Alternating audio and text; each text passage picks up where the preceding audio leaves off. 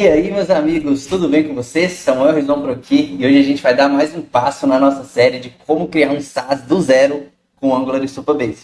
E hoje a gente vai falar sobre como organizar um projeto em Angular, como estruturar e definir, né, as pastas, os arquivos, as nomenclaturas. Isso é algo muito importante a se pensar antes de iniciar um projeto, coisa que muita gente não pensa e acaba no final, né, no meio do projeto, já não tem como mais organizar. Então a gente vai deixar isso muito bem definido, como que a gente vai seguir aqui no nosso SaaS. E antes de começar, eu tenho que primeiramente agradecer a cada um de vocês que curtiram, compartilharam, comentaram no vídeo, deram ideias. A gente vai falar sobre isso aqui, mas obrigado, gente, obrigado mesmo pelo apoio. E se você ainda não se inscreveu no canal, se inscreve, ativa o sininho, dá o like e compartilha, porque esse é um conteúdo que eu nunca encontrei sobre Angular na internet. Então eu vou fazer um conteúdo de verdade aqui para vocês hoje. Vou mostrar a vocês como que eu estruturo um projeto em Angular completamente escalável.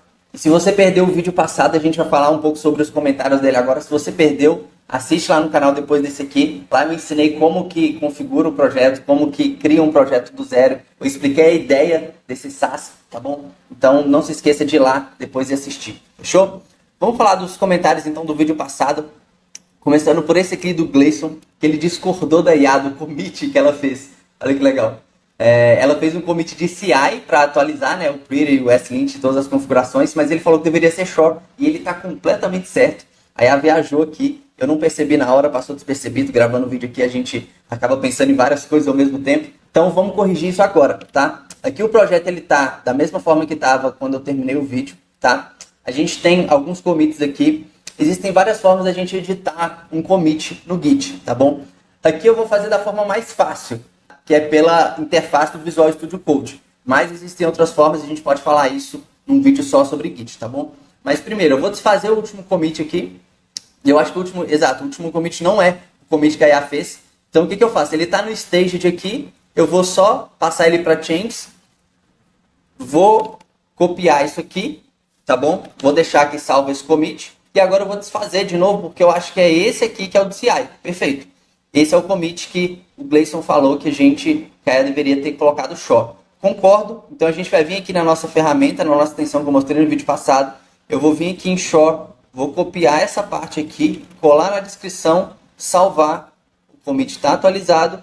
Eu vou commitar, fechar aqui, copiar esse commit, colar e commitar novamente. Pronto. Fechou? Corrigimos esse problema, tá bom, Gleison? Agora é um show. E outro que o Function Dev comentou, muito bom, dava para integrar com o pagamento Stripe, aí seria um SaaS completo. E cara, eu me esqueci realmente de colocar isso nas nossas etapas. Então eu vou vir aqui no projeto e sim, a gente vai configurar Stripe, a gente vai configurar pagamento. Eu creio que a gente vai fazer isso aqui depois que a gente fizer a autenticação. Então eu vou falar sobre o Supabase, depois eu vou fazer a tela de cadastro, a autenticação. E eu acho que a próxima etapa seria já a gente entrar com um pagamento. Então, configuração do Stripe, tração do Stripe. Depois a gente pode adicionar mais alguns detalhes aqui, mas a gente vai ter que configurar um Stripe, criar conta, né? Criar conta no Stripe, fazer a configuração do Stripe e integrar Supabase, Stripe com o Supabase e o projeto. Perfeito, eu vou colocar aqui 5, 6, 7. Então, pessoal, vamos falar sobre pagamento também. Um SaaS que não tem pagamento não é um SaaS. A gente tem que ter pagamento e a gente espera receber, né, pelo nosso trabalho. Então, esses foram os comentários do vídeo passado. E o que a gente vai fazer hoje? Então, eu já alterei o último commit, tá bom? A gente vai publicar esse projeto no GitHub e a gente vai falar sobre a organização do projeto, pastas, arquivos, nomenclaturas, etc. E já de início, eu já vou fazer essa organização criando um módulo de autenticação aqui dentro do sistema. Combinado? Então, vamos lá. Já alteramos o último commit e a gente vai publicar esse projeto no GitHub. Pelo VS Code aqui mesmo, clicou aqui, My Barbershop. Eu vou publicar em um repositório privado e tá lá no GitHub. Tá publicando aqui, tá no GitHub. Fechou? Tá publicado o projeto no GitHub para a gente deixar salvo. Agora ele não tá só mais na minha máquina. Mas vamos falar sobre estrutura de pastas e arquivos então. Quando a gente abre aqui o nosso projeto, eu já dei um zoom aqui para ficar fácil de enxergar, mas quando a gente abre um projeto do Angular, quando a gente cria ele, normalmente ele vem aqui com todos esses arquivos. Esse aqui é um welcome do NX, tá bom? Então a gente já vai começando tirando isso aqui daqui. Eu não preciso disso aqui, tá? A gente tem um app routes, são as rotas principais da nossa aplicação. O app config, que agora com o standalone ele está sendo bastante utilizado. E a gente tem esse app component aqui, ó. Esse app component a gente não vai utilizar, a gente não vai criar nada dentro dele. Então a gente pode já remover isso aqui, já remover esse next welcome aqui. A gente vai pegar essa parte aqui, a gente também não precisa do ngSolve. Na verdade, a gente vai excluir todos esses arquivos. Então eu vou excluir esse aqui, eu vou excluir esse aqui, eu vou excluir esse arquivo de teste aqui também, que não é necessário. Aqui eu vou ter um template. E aqui eu vou colocar o router outlet. Aqui eu fecho e está feito. Salvei, pronto. Nosso app component ele não precisa de muita coisa, ele só precisa de um router outlet porque ele vai direcionar as coisas baseado nas nossas rotas aqui do Angular, tá bom? Aqui ele não faz nada, a única coisa que ele faz é mostrar as coisas das páginas. Beleza. Como que a gente estrutura um projeto? Como que eu faço normalmente? Eu vou ter aqui a pasta core. Eu vou criar uma nova pasta chamada domain. E eu vou explicar cada uma delas para vocês. E eu tenho uma pasta shared. E por último a pasta widget. Tá? Falando de estrutura de pastas. O que eu vou ter aqui no meu domain? Eu vou ter uma pasta chamada auth. De autenticação. O domínio nada mais é do que os módulos. Hoje a gente não tem módulos mais. Aquele arquivo.módulo. O Angular a gente tinha isso antes, mas com o standalone a gente não tem. Mas são basicamente os módulos que a gente vai ter dentro do sistema. Então aqui provavelmente a gente vai ter um módulo de autenticação, com as rotas de autenticação. A gente vai ter um módulo de admin, para a parte do barbeiro, né, gerenciar toda a parte da barbearia dele. E a gente vai ter um módulo público, que é o módulo dos usuários, que eles vão acessar a parte do sistema e as rotas que os usuários finais vão acessar o sistema, tá bom? Mas por enquanto a gente vai criar só esse alpha aqui. Depois, no shared, o que a gente vai ter? No shared a gente vai ter códigos que são compartilhados entre os módulos. Depois, no widget, o widget a gente tem componentes, pipes e diretivas. Eu já vou criar essas pastas aqui. Então, components, pipes e directives. Gente, sempre tudo em inglês, tá bom? Falando sobre a nomenclatura, sempre em inglês, nada de código em português, nomes em português. Faça tudo o seu código, eu já falei isso no vídeo sobre commits, o código sempre todo em inglês, tá bom? Então o widget, isso aqui é uma nomenclatura que a própria documentação do Angular recomenda. Antes a gente criava isso aqui para criar os módulos separados para cada componente, mas hoje com o standalone a gente só vai criar os componentes aqui e eu gosto dessa nomenclatura e eu gosto de ter esses componentes, pipes e diretivas separados aqui, tá bom? Na pasta core a gente vai ter componentes, pipes, diretivas e outros arquivos relacionados à parte que vão ser utilizados em todo o sistema. Então, aqui no core, a gente vai ter, por exemplo, uma pasta de componentes. E aqui, provavelmente, a gente vai ter o header da nossa aplicação. Então, a gente vai ter um componente de header aqui. Tá bom? Dentro do domain, como que eu normalmente organizo as pastas e os arquivos aqui? Eu vou ter uma pasta chamada APIs. Eu vou ter uma pasta chamada constantes. Eu vou ter uma pasta chamada enums. Eu vou ter uma pasta chamada interface. Se for necessário, eu crio também dialogs. Eu vou ter uma pasta chamada pages. Aqui eu também vou ter pasta chamada components. Se for necessário, provavelmente eu vou ter uma pasta chamada services. Então, eu separo muito bem em pastas toda a estrutura. E cada módulo aqui dentro do meu sistema, eu vou ter essa mesma estrutura. APIs, components, constantes, dialogs, enums, interfaces, páginas e serviços. Então eu separo cada um deles dessa forma, tá bom? As páginas são páginas finais para o usuário. Os componentes são componentes que a gente vai utilizar dentro das páginas. Então esses componentes estão aqui. Se eu precisar criar um componente que eu vou usar em outro módulo, a gente vai criar aqui no Widgets, tá bom? Eu vou criar um componente aqui e vou mostrar para vocês daqui a pouquinho. Agora, talvez você esteja se perguntando o que essa pasta APIs faz e o que essa pasta Services faz. Eu gosto de separar em nomenclaturas, a nomenclatura do nome do arquivo. Os arquivos, a parte do código que vai fazer requisições ao back-end e a parte do código que vai criar serviços e ter códigos mais complexos. Então eu não gosto de chamar tudo de service. Hoje a gente costuma, né, criar um service para fazer a requisição para o back-end e criar um service também para, por exemplo, gerenciar o loading da aplicação. Então eu não gosto de fazer isso. Eu gosto de separar exatamente entre APIs e services. E aqui, quando eu crio uma API, por exemplo, eu vou criar uma API para fazer no banco de dados. Eu vou chamar auth.api.ts. E aqui, quando eu criar um service, eu vou chamar ele de auth API. Por quê? Porque dessa forma eu tenho... Esse aqui vai ser um serviço, tá bom? Ele é um serviço que vai... Só que ele é somente responsável por fazer requisições à minha API. Aqui a gente vai utilizar o Supabase, mas se for um projeto normal, fazer requisições ao back-end. Ele vai importar o HTTP client aqui e vai fazer as requisições do back-end. Mas eu posso ter um serviço também que eu vou chamar de auth.service. Esse auth service, ng service, auth.service. Esse cara vai ser o meu serviço principal de autenticação. É aqui que eu vou salvar o meu usuário na aplicação. É aqui que eu vou gerenciar o estado desse usuário e na aplicação inteira eu vou acessar esse usuário por esse serviço de autenticação. Vocês conseguem entender a diferença entre eu colocar uma chamada e uma requisição no back-end aqui dentro desse serviço e uma chamada e uma requisição aqui? Dá para entender que são funcionalidades diferentes? Eu tenho um serviço para gerenciar o meu usuário, a autenticação do meu sistema, e eu tenho um serviço só para fazer requisições back-end. Então, eu gosto de fazer isso. Tá bom?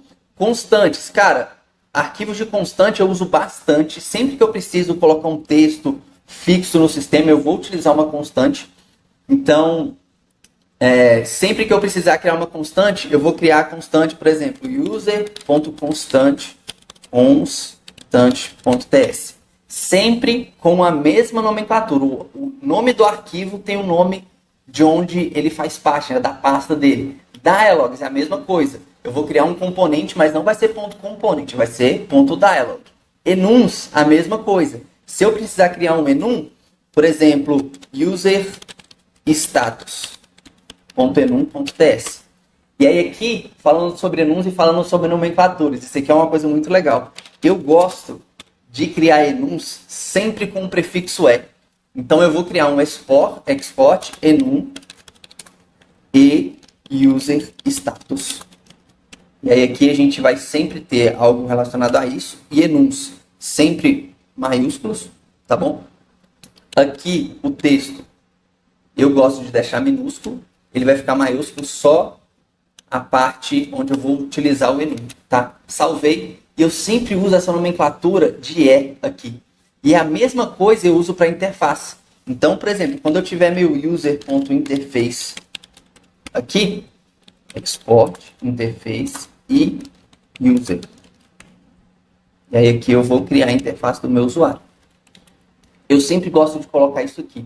Isso aqui eu aprendi com o Gleison, aquele cara que comentou no vídeo passado. Eu lembro dele utilizando isso, ele me mostrou e eu achei fantástico. E desde que eu aprendi, eu utilizo em todos os meus projetos, tá bom? Isso aqui é muito simples, é muito fácil. Por que é simples e é fácil? Porque quando eu preciso usar um enum, imagina um sistema que tem... O meu SAS hoje tem vários enums. Então eu tenho vários enums, 10, 20, 30 enums. Quando eu preciso usar um enum, eu coloco o E aqui e eu vou digitar, por exemplo, e-user status. Quando eu der um E aqui, ele já mostra, ele já vai me listar todos os meus enums, porque eu tenho o meu prefixo E aqui. Entendeu? Então aqui, ó, só digitei E. Ele já apareceu o user status, já importou e já está salvo. Simples, prático e rápido. Não é mesmo? E a interface é a mesma coisa. Se eu preciso usar uma interface, eu coloco o user, eu aperto o I, e aí que ele já me dá o user aqui. Então, gente, é muito mais simples, é muito mais fácil. Eu recomendo vocês a utilizarem esse tipo de nomenclatura aqui também, tá bom? Deixa eu desfazer esse código aqui. Beleza. Vamos fechar aqui tudo. E agora a gente vai falar sobre as páginas. Aqui a gente vai ter uma página de login, uma página de cadastro e uma página de esqueci minha senha. Fechou? Para criar componentes em Angular, eu costumo usar uma extensão do Emacs. Então, se eu vir aqui nas minhas extensões, eu tenho no Emacs aqui o Emacs Console. Essa extensão vai me deixar fazer isso aqui, ó. Quando eu venho aqui em Emacs Generate, eu escrevo schematics components. Então eu vou usar os schematics do próprio Angular para criar um componente. E aqui eu vou criar um componente de login. O estilo eu vou usar o SCSS. E eu vou descer tudo aqui e criar, em vez de ser um componente, ele vai ser uma página. Eu venho aqui em cima, clico em Generate. Pronto, a página está criada. Vou fechar aqui. Quando eu entro na página, eu vou dar um Enter e salvar aqui para ele formatar. Ele vai dar esse erro aqui, ó. Ele está falando que a classe, né, ela deve ter o sufixo component, por causa dessa regra do ESLint. O que a gente vai ter que fazer? A gente vai ter que editar essa regra do ESLint. Então a gente vai vir aqui no nosso ESLint, a gente vai vir nas regras aqui da parte do Angular, né? E vou dar um Enter aqui, aqui, ó, Copilot já está trabalhando aqui pra gente. Eu já vou mostrar erro. Só que aqui a gente vai usar componente, a gente vai usar page e provavelmente a gente também vai ter dialog. Então esses são os que eu utilizo. Se a gente precisar adicionar mais, a gente adiciona. Mas assim que eu salvo, o ESLint já entendeu que eu posso criar componentes com o sufixo de page. Então criamos a parte de login. Eu vou criar também a parte de cadastro. Então schematics component. Seleciono aqui, Sync Up, que vai ser a parte de cadastro, SCSS, Page, Generate. Aqui ele já está gerando com standalone, tá bem tranquilo. Beleza, por enquanto vamos deixar só essas duas aqui. Aqui eu vou ter as minhas páginas, então eu provavelmente vou precisar também da parte de layout. Eu costumo, nas minhas aplicações, separar os layouts. Então eu tenho um layout de autenticação e eu tenho um layout do meu dashboard, da página principal da aplicação. E eu separo esses layouts aqui em Core. Então eu vou criar layout, uma pasta chamada layout. Eu vou vir aqui criar um novo componente, schematics component, e aí eu vou chamar ele de auth. Só auth, por quê? Porque ele vai ser o auth.layout. Layout. Show? Então eu tenho um auth layout.layout, vou gerar ele aqui.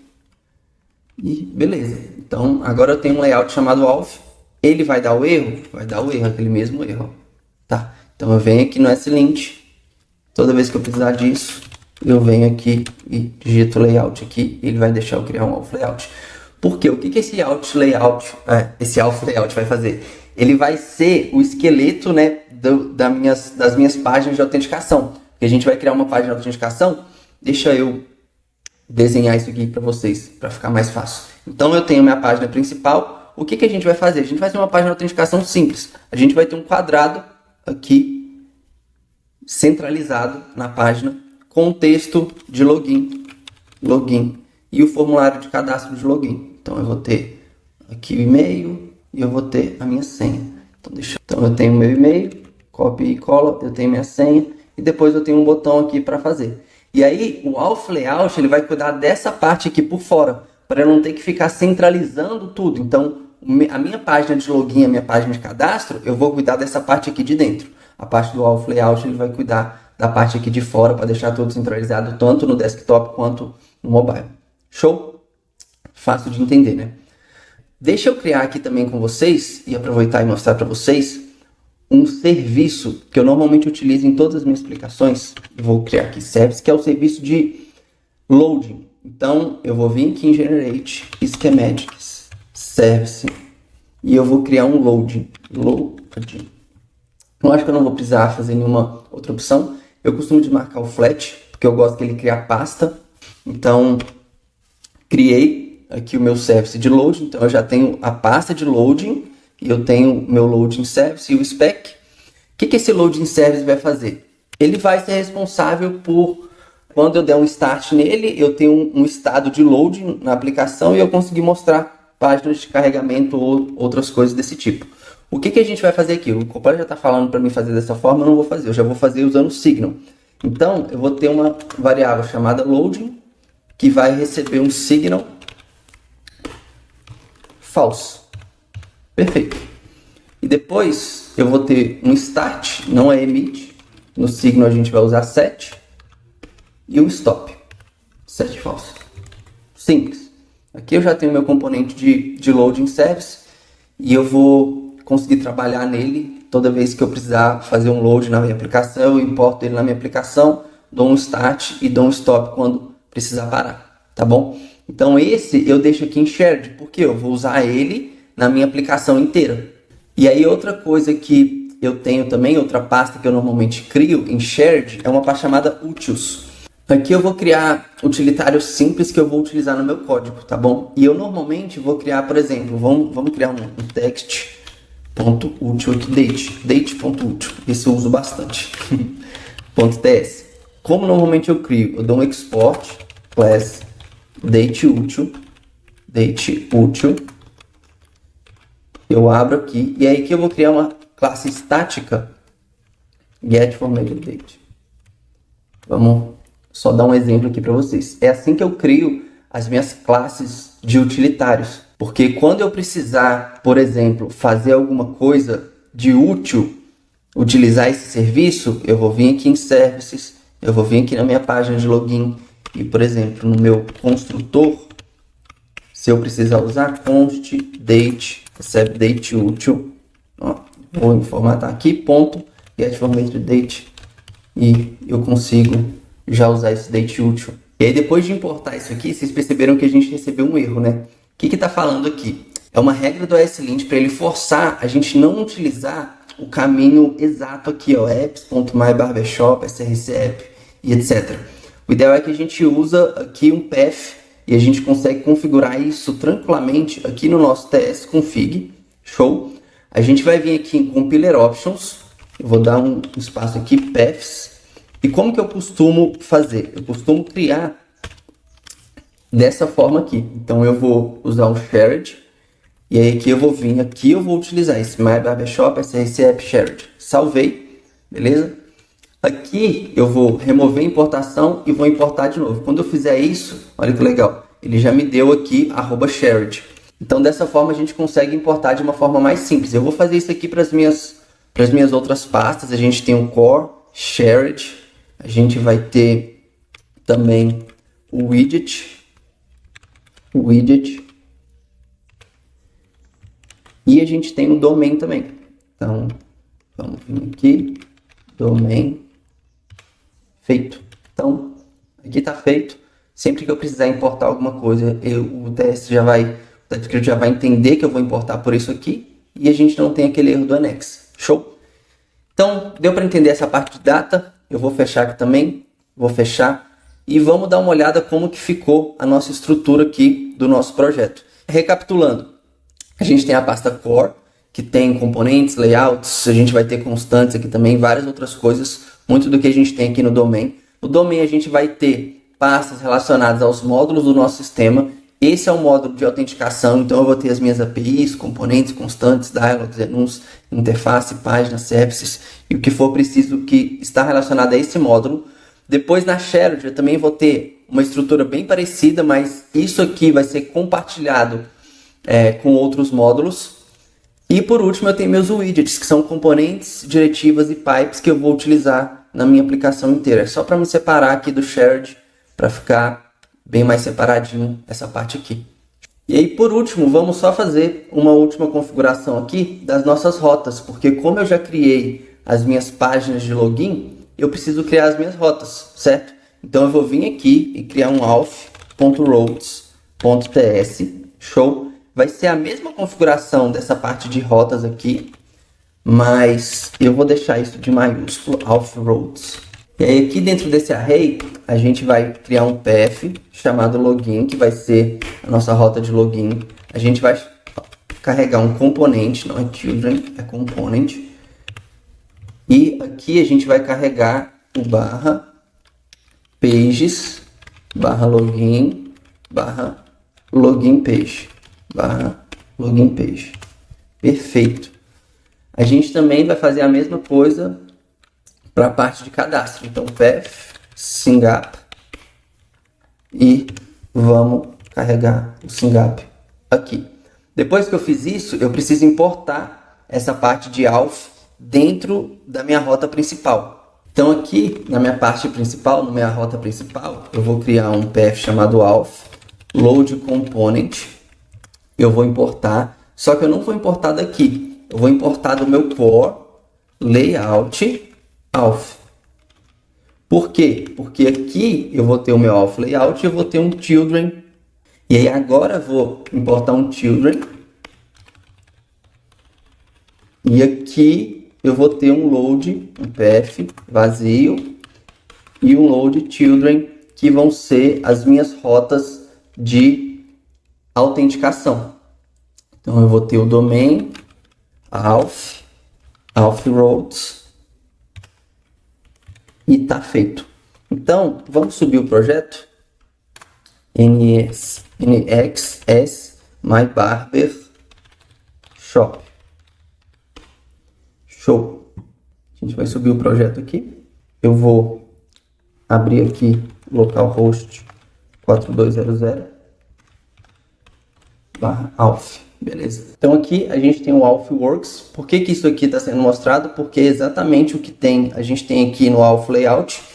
Então, como que a gente faz para mostrar as minhas rotas de login? Aqui eu vou ter que importar o router module. E aqui embaixo eu vou colocar router outlet. Eu já vou fechar aqui, nas novas versões do Angular a gente já consegue fechar esse componente aqui. E aí, quando a gente volta, ele ainda não está mostrando. Por quê? Porque aqui no meu auth route eu preciso passar barra login. Para eu não precisar passar barra login, se eu entrar em auth, eu for direto para o login, eu posso só remover aqui. E quando ele atualizar, eu tenho o auth e eu tenho o meu login. Se eu vier aqui e alterar para SYNGAP, ele vai ir para a minha página de cadastro. Show! Tá tudo funcionando.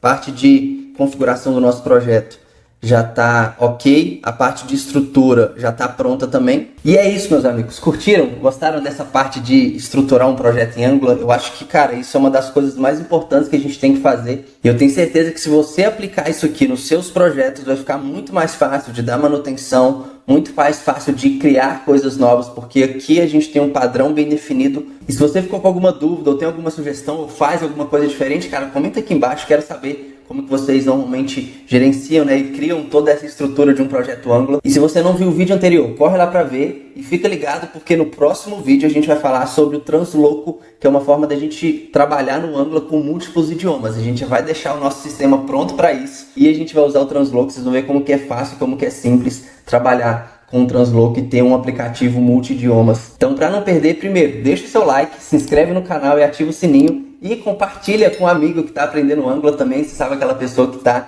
começando no Angular, que está querendo desenvolver e melhorar cada vez mais no Angular. Compartilha essa série com ela, porque vocês me ajudam muito compartilhando esse vídeo com seus amigos. Fechou? Muito obrigado, até a próxima. Valeu!